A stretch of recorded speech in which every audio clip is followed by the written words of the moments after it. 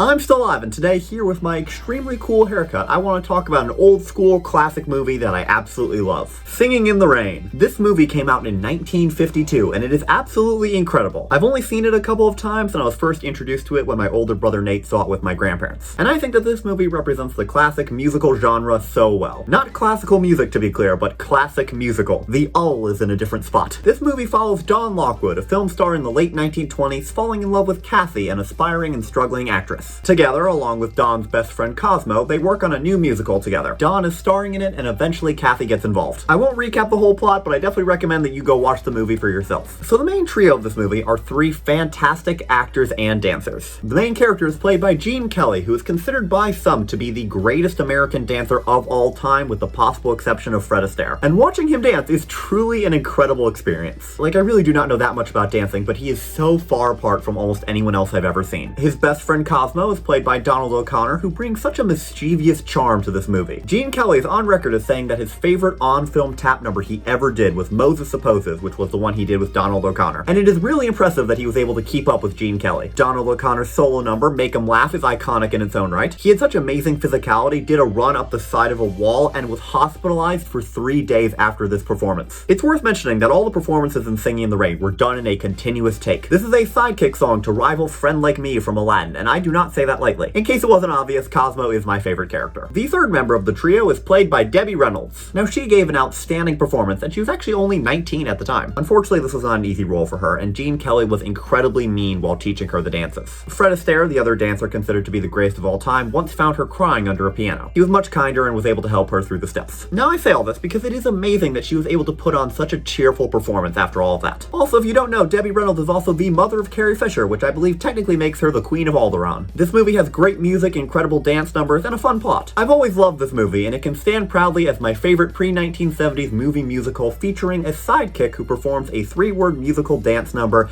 played by a funny man born in 1925. Anyway, that's it for tonight. Thanks for watching, and Nate, I'll see you tomorrow. Alright.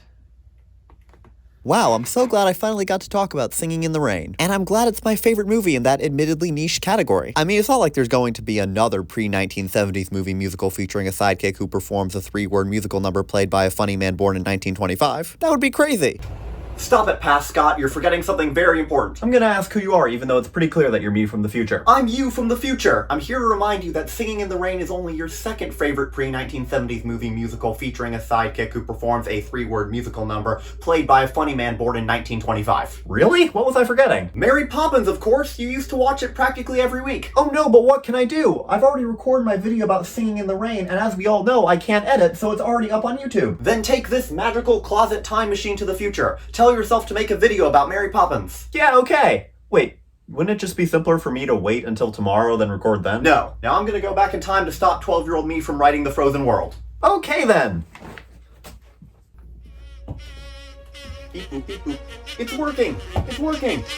Scott, I'll see you tomorrow.